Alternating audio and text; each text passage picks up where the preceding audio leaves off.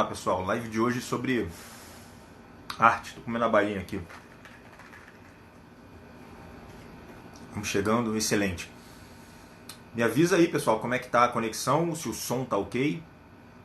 Deixa eu botar um pouquinho mais de luz, né? Ótimo, excelente. Já vai me falando para eu saber se a conexão tá legal ou se faremos como ontem. Tá ok, né? Excelente. Primeiro ok.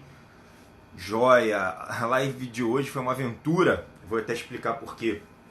Sensacional, muito legal falar com vocês, né? Voltando com força total aí nas lives, né?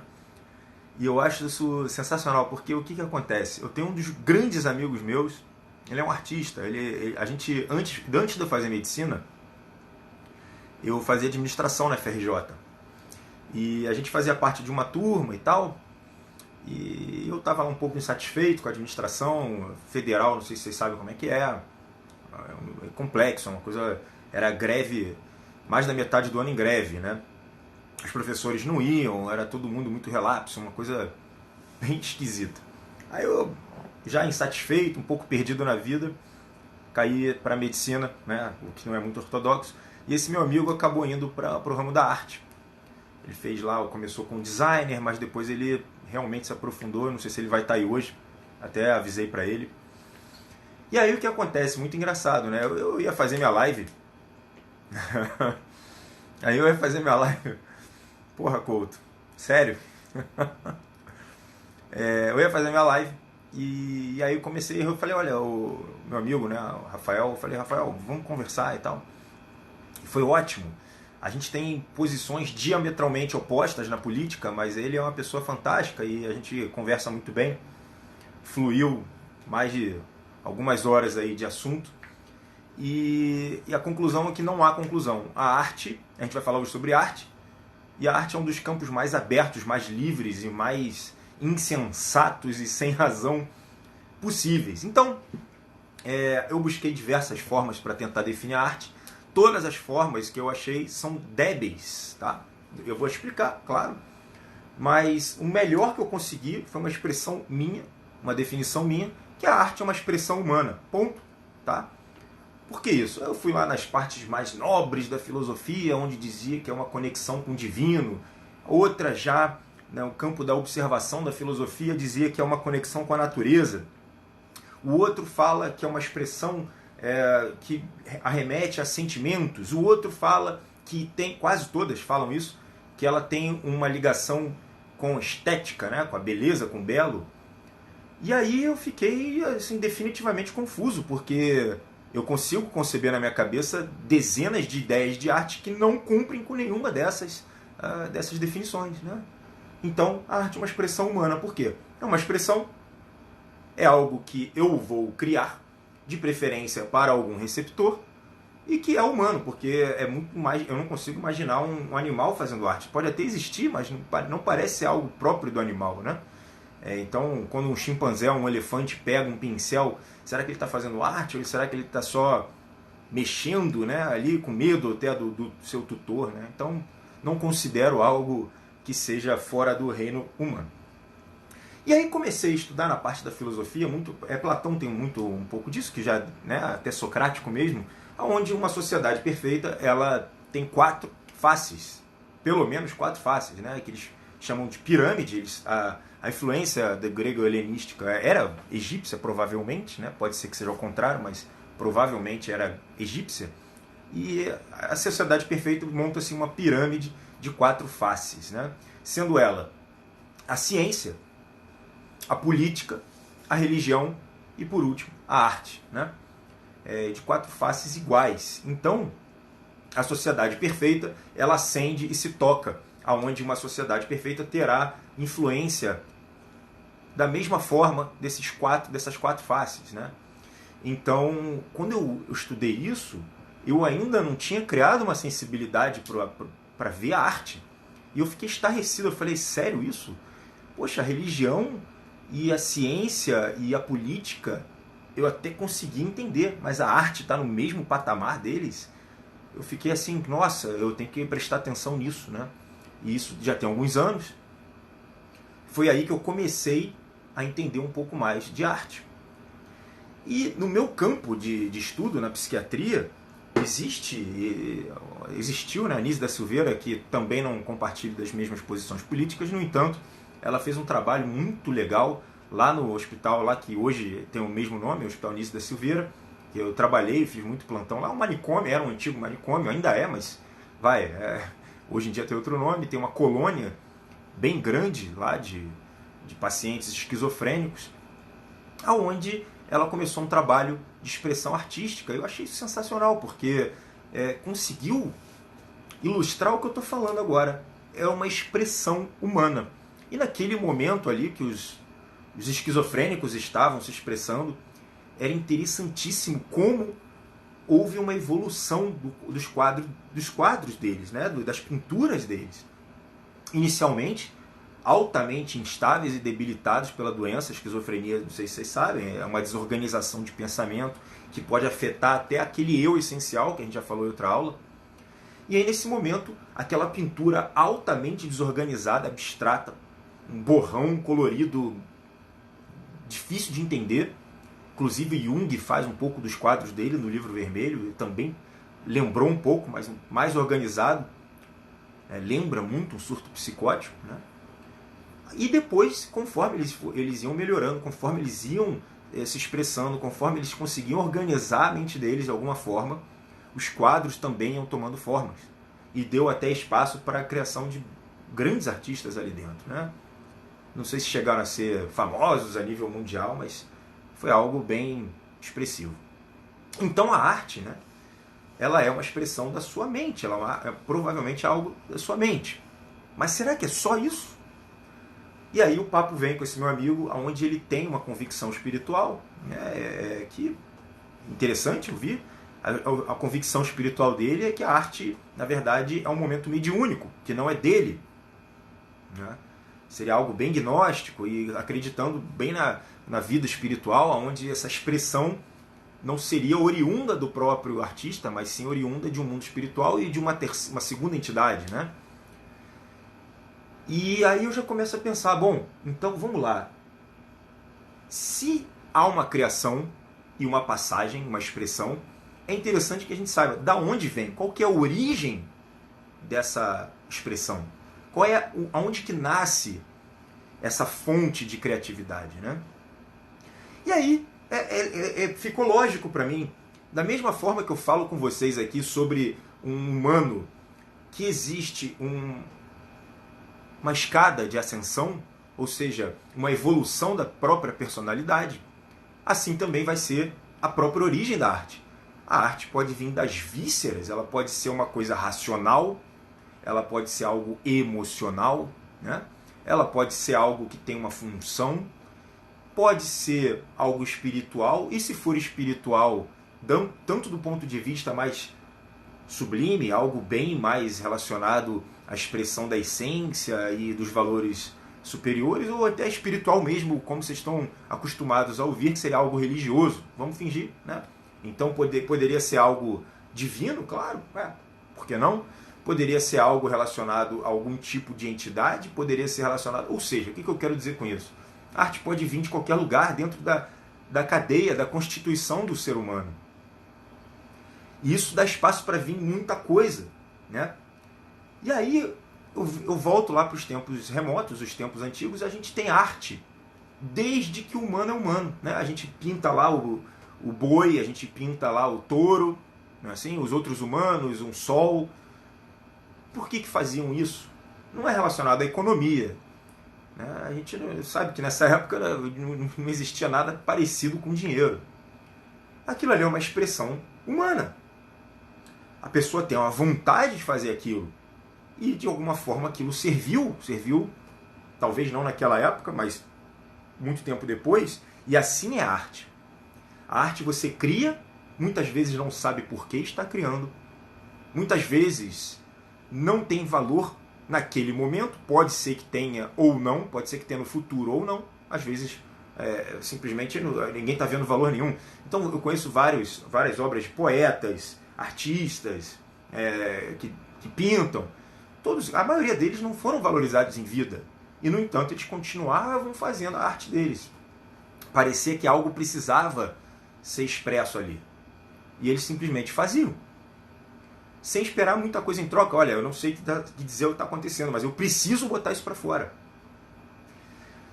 Com o tempo, a arte deixou de ser simplesmente essa expressão que ninguém sabe de onde que vem, dessa essência talvez, da sua própria essência, ou seja, do divino, ou seja, algo mais espiritual, ou seja, até meio uma outra entidade, e ela foi tomando outros tipos de objetivos. Então, a pessoa já pensa, bom, olha, eu preciso algo funcional aqui. Será que eu posso tornar isso bonito? Eu preciso de algo que vai ter uma função própria aqui, algo bem ligado à nossa matéria. Né? Teria como botar algum tipo de beleza? Isso já remete ao próximo ponto. Assim como o ser humano tem um ser humano perfeito, que a gente chama do arquétipo perfeito, a arte também deveria ter um arquétipo de perfeição. E nisso meu amigo diverge completamente, e é exatamente o que acontece no pós-modernismo. Exatamente o que acontece no pós-modernismo. Então, quando a gente começa a pensar nisso, eu falei, olha, se a arte tem uma conotação estética, a gente está falando que só é arte o que é belo. Quando a gente pensa no que é belo, a gente vai entrar em outra conversa. No entanto, quando a gente fala, olha, precisa ser belo ou arremeter a algo que vai inspirar, ou seja, está falando da função mais nobre da arte, a dúvida paira agora. Será que só é arte o que é realmente belo? E nisso é que o pós-modernista diverge. Não, ele fala assim, claro que não. Né? Eles não veem, assim como a psicologia atual, não veem ser humanos melhores do que os outros. Isso para mim é claro, é nítido. Eu não tenho como ignorar minha própria percepção. Né? Seres humanos têm diversas diferenças entre eles e algumas são superiores, outras não. Tem dinheiro, beleza, estética, intelectualidade, conhecimento, virtude. Isso aí não tem como negar. E a arte, para mim, é evidente também. Existe arte melhor e arte pior. O pós-modernista acredita que não. Tudo é arte, tudo é expressão. E aí a gente volta lá naquele começo da aula, onde a gente falou, olha, a arte ela precisa nascer em algum lugar dentro do ser humano. No entanto, então guarda essa descrição, a arte precisa nascer em algum lugar, evidente. Do outro lado, a gente fala, olha, esses seres humanos estão em diversas escalas e o próprio receptor, o próprio observador também está em diversas escalas. Então é natural que você também não consiga compreender uma obra de arte. Né? E o pós-modernista fala, toda arte é arte. Toda arte é arte, não importa a qualidade. O que ele quer dizer com isso? Ele é livre, ok, mas ele não está levando em conta o valor dessa arte. E não estou falando de valor financeiro, mas qual é o valor da arte? Ela consegue te inspirar alguma coisa? Então, geralmente, a arte, ela te junta ao uno. Ela te inspira a algo que muita gente se confunde e fala assim, algo positivo? Olha, talvez não. Talvez não. Quando você vê uma estátua de um monstro, uma coisa gigantesca, às vezes uma coisa sofrida, às vezes é uma foto de uma pessoa morrendo, ensanguentada, e no entanto você olha e você fala, olha, eu não sei o que eu estou sentindo, mas eu senti um arrepio na minha espinha vendo isso aqui. Né? Você sente, e não necessariamente é positivo. Mas aquilo está te inspirando, aquilo de alguma forma te toca, te leva um pouco mais à vida. Mesmo sendo feio, mesmo talvez não sendo algo positivo, ainda assim ela tem uma função. Então esse pós-positivista, ele acredita que a arte pode ser qualquer coisa. Isso inclui, por exemplo, uma criança pintar e fazer um desenho ridículo, completamente ridículo. Ou um adolescente que pinta o seu ódio na parede. Né? Isso ainda é arte. Mas qual é a diferença de arte com A maiúsculo e essa arte com A minúsculo? Só assim, porque não tem outro nome para isso. Então, o jeito que eu criei na minha cabeça para entender isso é arte com A maiúsculo, arte com A minúsculo. Na falta de outro nome mesmo, porque deveria ter outro nome. Então a criança faz um borrão e fala, isso aqui é a minha arte. E é um pouco de arte, arte com A minúsculo. Ela se expressou de alguma forma. E é isso que eu falei, a arte, né, essa live de hoje, é para tentar conectar a concepção de arte com a nossa mente. Então eu convido vocês a expressa aí, faz aí a sua arte, seja ela qual for. O que você não pode esperar, o que você não pode exigir é que ela tenha valor na sociedade. Muito menos no seu tempo. Porque às vezes a gente está falando aqui com uma pessoa, um prodígio, um gênio, e ele cria uma coisa maravilhosa, né? Algo que consiga refletir não só a própria mente dele, mas o reflexo da mente dele que vê o mundo atual, essa circunstância. Então às vezes a gente está falando, por exemplo, de um rapaz que foi torturado, uma moça que foi violentada e passou 20 anos em cativeiro, eu não sei, né? Então ela pinta alguma coisa que reflete aquela realidade dela, e aí você consegue conceber aquilo, mas só se você tiver os mesmos olhos, se o seu olho estiver preparado. Então talvez você entenda um dia, depois que você passou por um grande sofrimento. Então não necessariamente essa arte ela vai ser interpretada, vai ter um valor social, você não pode exigir isso. Arte não são conceitos que se ligam. O polo oposto da arte seria o cientificismo, a ciência em si. A ciência, qual é o barato da ciência? Provar o que é real, né? Qual é o barato da arte? É o belo. Mas não só o belo. Não dá pra gente falar só em belo. Existe um outro conceito do Kant, que é o belo e o sublime. Onde o sublime não necessariamente tem um objeto, não necessariamente ele tem uma forma, né? Ele não necessariamente é algo que você concebe, ele não necessariamente tem qualidade, ele simplesmente é algo estarrecedor, é amedrontador, é gigantesco. Esse é o sublime. E algumas artes elas se adentram justamente no sublime. Você às vezes vê uma estátua de um monstro. Eu já vi algumas, eu procurei muito, pesquisei muito aqui nesses dias. E não é belo, mas é sublime, é assustador. Ele me lembra os momentos mais tenebrosos da sociedade, da humanidade, né? Então, quando eu vejo esse conceito, eu falo, olha, a arte ela precisa abranger muito mais. Mas não necessariamente ela precisa ter um valor social. Você não faz arte para os outros. Ela é um processo terapêutico individual. Ela é um processo de expressão seu, da sua essência, né? Então esse meu amigo, disso a gente diverge. Ele fala, olha, tudo é arte e não tem arte melhor do que a outra. Eu falo, olha, tudo pode ser até arte, mas existe uma arte melhor do que a outra. E o povo antigo, até o pós-positivismo, eles sabiam muito bem disso. Antigamente a arte era algo raro, belo, difícil de ser feito. E depois ela perdeu esse conceito do belo, que é uma crítica muito forte do Scruton, né? Ele fala, olha, o Scruton era um conservador que honrava muito o belo da arte. E ele falou, olha, isso aqui não é arte. Um bidê, por exemplo, não é arte, mas no final das contas.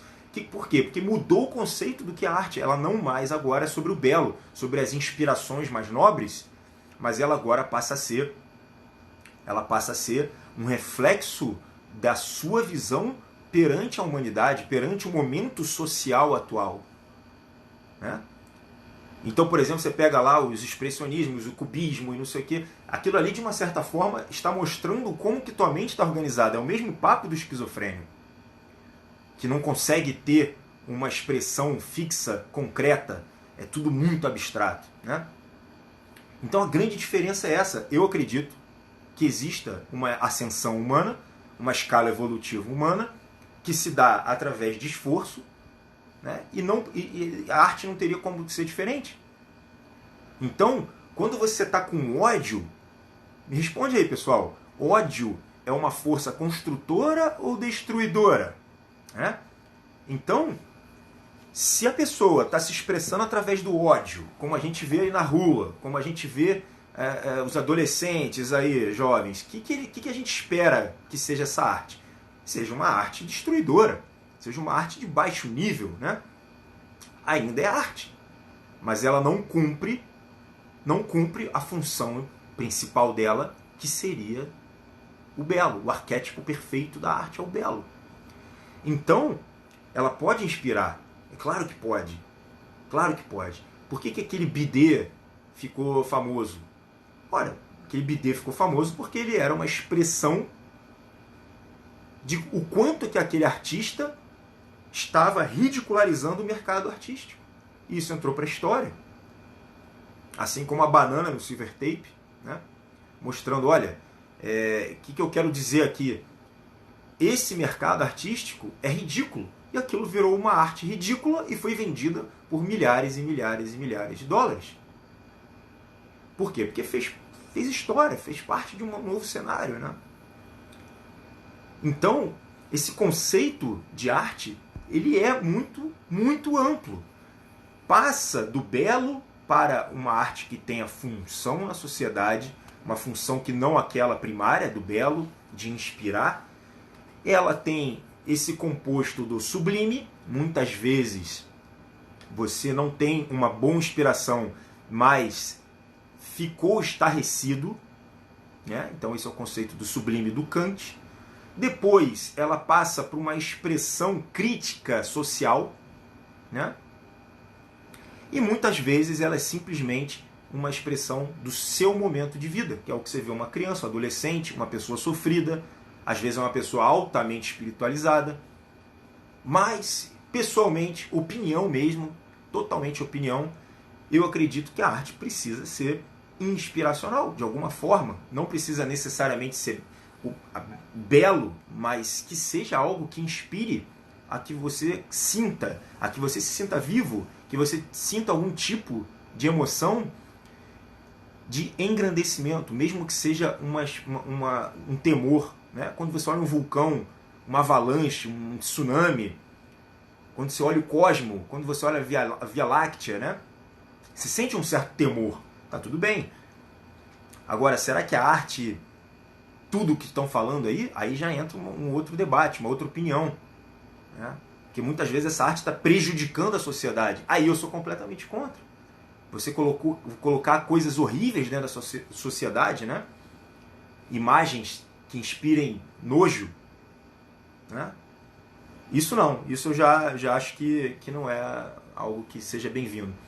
E aí a gente tem o conceito de obra-prima, que essa pessoa chegou a um nível tão profundo de si, que a gente pode até falar que é uma centelha divina, não que ele seja Deus, longe disso, isso aí é um conceito amplamente errado, mas que ele seja uma expressão, um canal de expressão divina. Algo bem puro, algo extremamente de alta claridade, vamos dizer assim, né? De luz, um momento de luz. Essa pessoa consegue criar algo. A gente não sabe se vem uma mensagem de algum outro lugar ou é dele mesmo. Às vezes a gente está falando de um ser brilhante. E essa pessoa consegue fazer uma obra-prima. Ninguém nunca fez nada parecido. Até hoje, na humanidade, ninguém nunca tinha criado nada parecido, né? Baseado nas inspirações antigas dele. Isso é muito bonito. Você precisa passar pela esfera física, a emocional, a mental, talvez até da própria sabedoria, e você está lá na vida búdica para você começar a ter uma entrega onde você vai ter uma inspiração de obra-prima. Se não for ainda mais alto, da questão de iluminação aí dos grandes avatares, né? Então, essa questão que eu estou falando, principalmente, né, dos níveis dos humanos, é algo que também pode ser aplicado para a arte. Você simplesmente pode vir evoluindo, e é geralmente o que acontece. Você vai refinando a sua criação e o próprio receptor também, né? Alguém aí viu uma grande obra-prima, não entendeu nada quando era adolescente e agora é algo que você entenda? Isso acontece, né? Olhos atentos para a arte. Eu, por exemplo, eu demorei anos, eu não sei por que eu fiz isso, para ser bem sincero, eu demorei anos para gostar de música clássica. E depois que você gosta da música clássica, não tem mais volta. Tem mais volta. Tem nada no mundo parecido com a música clássica, né? Então você fala, olha, e agora? Eu vou deixar de ver a beleza nas outras? Não. Mas você vê algo que está mais refinado em você. Você começa a perceber. Você tem que saber reconhecer o belo. Não adianta o belo simplesmente aparece para você e você não sabe reconhecer. Então esse é o nosso trabalho. Agora, como mensagem final é simples assim. Tem vontade, faça, porque isso vai te organizar. Existe um poder terapêutico, um poder de cura dentro da arte. É um poder que vai te organizar arquitetando um ser que você muitas vezes não sabe muito bem o porquê daquilo. Sempre que você tem uma expressão que você não conhece muito bem dentro de você, é interessante que você dê vazão, é interessante que você consiga exprimir isso. Isso é muito gostoso. Muitas vezes você tem, por exemplo, um poema, uma poesia dentro da cabeça, algo que está em formato de sentimento muito forte, mas você não tem ainda as palavras para você conseguir usar, você ainda não tem a fluidez mental, né? Existe um músico chamado Yanni, grego, Yanni, está vivo. O Yanni, ele falava uma coisa impressionante nas entrevistas, ele falava assim, olha, desde criança eu escutava na minha cabeça toda a minha música que eu escrevo hoje. Ele é compositor, ele toca todos os instrumentos. Ele falou, eu precisei estudar anos para conseguir expressar o que estava na minha cabeça. Eu não sou nenhum gênio musical, nem artista, nem absolutamente nada, mas eu sinto que tive alguma coisa parecida. Eu tinha, quando eu era desde muito novo, eu tinha pensamentos diferentes do resto das pessoas, que eu demorei anos para conseguir expressar em palavras, e até hoje eu tenho uma dificuldade, né? Como eu falei ontem, a voz é o nosso instrumento. E ela não deixa de ser um tipo de arte. Nesse momento aqui eu estou mais descambado para a ciência, porque o mundo que a gente vive definitivamente valoriza muito mais a ciência sobre todas as outras artes, sobre todas as outras faces da sociedade, mas é algo que conforme você conforme você vai aprendendo, desenvolvendo, você vai se expressar melhor e existe um bem-estar de saúde mental aplicado nesse aspecto, né? Então, as pessoas criam com cores, com música, com poema, com palavra, com arte, com construção, né? Tudo que é positivo, tudo que é bem-vindo na sociedade, tudo que vai ser relacionado à ascensão social, eu voto sim, eu voto a favor. Eu acho que esse tipo de arte é bem-vinda. As artes oriundas das partes baixas, elas vão ser mais destrutivas ou vão inspirar algo que a gente não queira. Então essa arte, olha, é até interessante você saber, conheça quando você estiver pronto para isso, né? Para você não se sentir mal. Eu sempre falo isso, né? Existem certos filósofos que você precisa ter uma boa base para você conseguir aprender. Assim funciona para a arte também. Assim funciona para a arte. Você tem artistas que estavam em decadência, artistas que, por exemplo, estavam prestes a suicidar e às vezes até suicidaram, e eles deixaram um legado do horror. Esse legado, se você não estiver bem preparado, é evidente que pode influenciar você negativamente, né? Então, mais do que você sair consumindo o mercado da arte ou até mesmo da educação, é interessante que você se forme primeiro, se forme como ser humano. Depois você vai buscar os caminhos negros, os caminhos das sombras, perfeito? E senão isso aí pode dar uma baita confusão, vai acabar lá no consultório, se não acabar pior, tá bom? Pessoal, live de arte tinha que ser confusa mesmo. Tentei fazer dentro de um escopo linear, mas é tão aberto esse tema do que é, do que não é, que se perdeu o conceito. Perfeito? O conceito veio mudando, ele é mutável. O conceito de arte é tão amplo que ele veio mudando. Tudo pode ser arte, mas qual é o valor que você vai dar? Como está o seu olho, ou seja, como está a sua percepção? Se você já refinou essa percepção, você consegue perceber o que é belo, o que não é? Você consegue dominar as suas emoções para você entender se isso te inspira a algo belo, sublime ou algo odioso, terrível? Né? São essas perguntas, são esses questionamentos que você precisa fazer. Perfeito? Até a próxima. Amanhã eu tento fazer outra live. Amanhã, se tiver outra live, é polêmica e eu aviso lá. Fica ligado aí, eu vou postar algumas coisas nos stories aí de arte. Um fortíssimo abraço, até a próxima.